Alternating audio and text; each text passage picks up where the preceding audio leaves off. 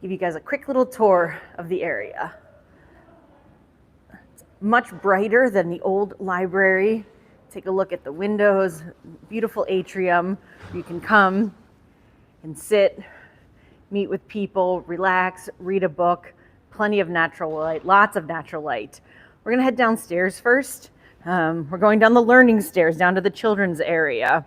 Pretty popular area here.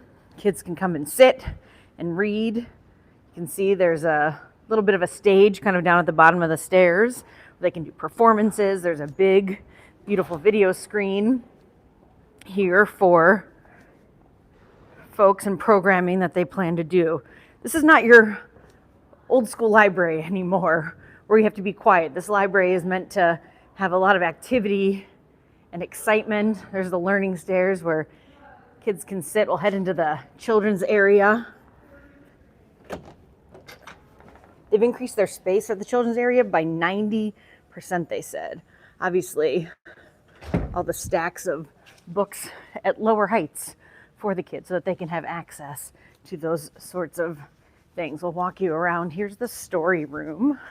Hopefully I can figure out how to turn a light on and show you folks in here. Story room. Somewhere there's a light switch over here. Bear with me.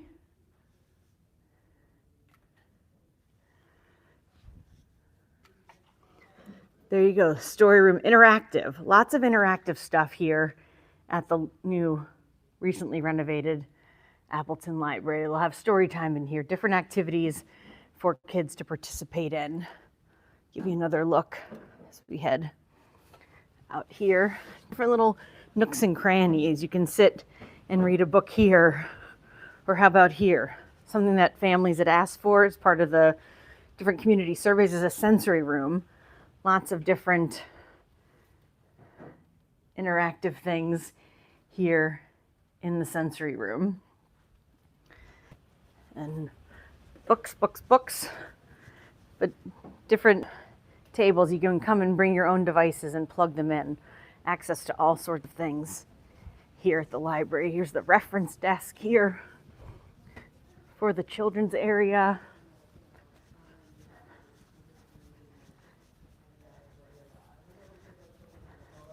I have a 5-year-old who I know would just love this. Little area for the kids to come and climb. Different chairs for them to sit in, tables, computers, lots of different things.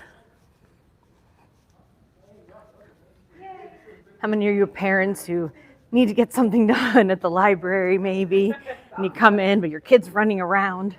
They have little family areas where you can sit here at the computer, kind of a little playpen.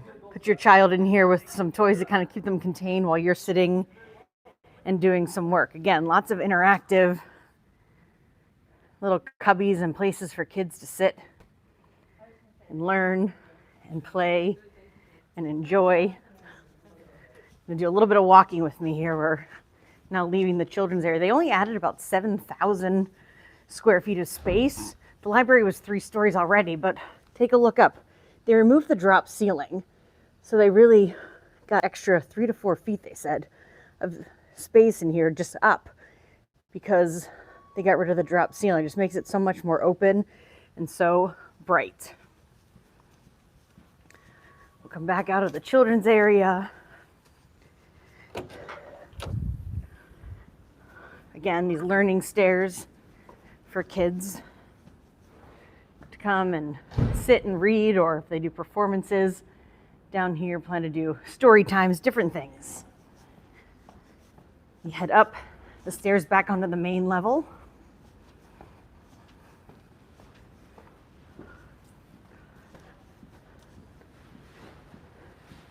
Head back to the teen area. Get an information desk. Something we all need these days, charging stations.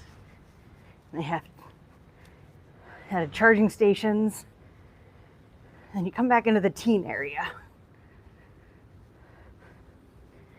Space for kids to come and work on projects.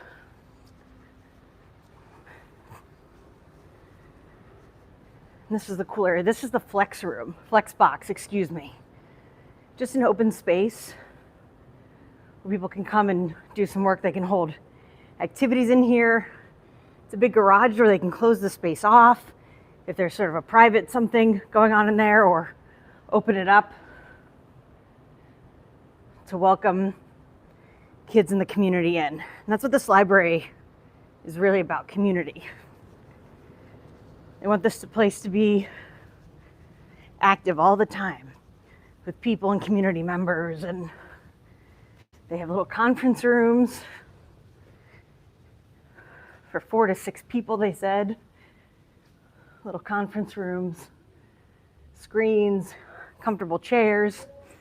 Still putting things together before this opens to the public this weekend. Another conference room.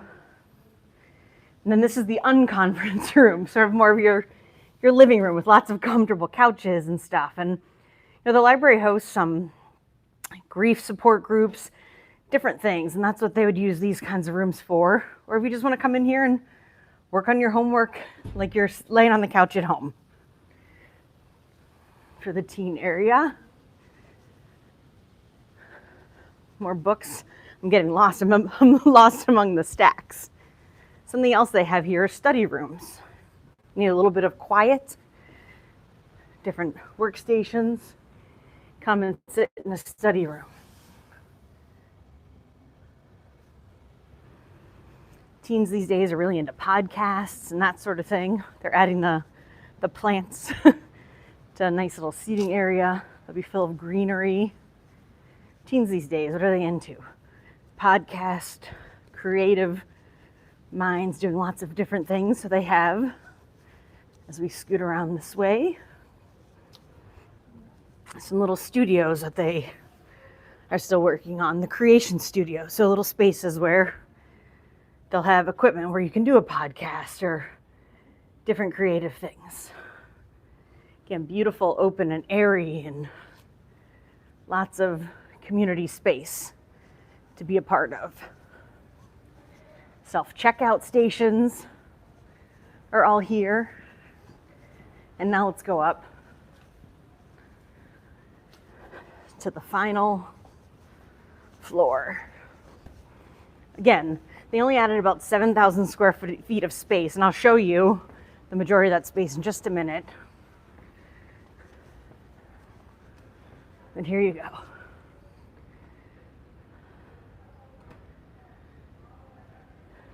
It's all open. Look down. Again, lots of windows. Looking down to the atrium.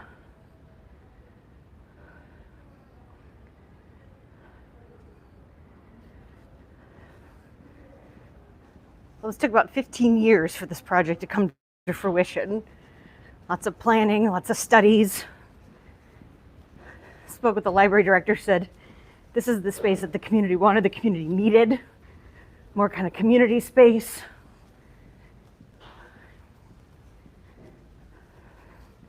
They actually added a co-working space.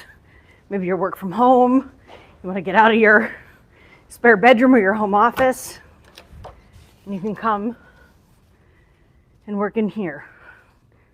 They anticipate maybe doing some networking things, different events and activities. You can sit, they'll have monitors here.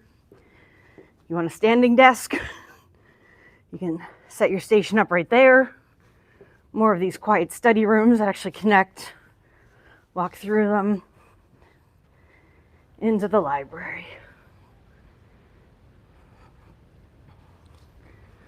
So just beautiful, open, and airy. Now I'm going to walk you to the newest space, the addition in the library here. Here we'll show you. Again, looking down, lots of natural light with skylights. So there's actually a skylight in the atrium area that had been covered in the 80s by a drop down or false ceiling. So they're bringing all the natural light back here as they hope to have more activity here in the library, a place people can come and meet.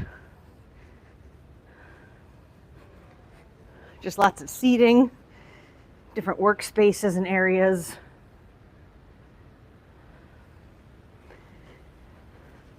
Now we're getting to the big community meeting room. Huge space. The hallway leading to it. And then almost like a big ballroom right here. There's room for about 300 people, I'm told. More than 300 actually. There's partitions that can close. This can be split up into 3 separate areas to serve about 100 people at a time.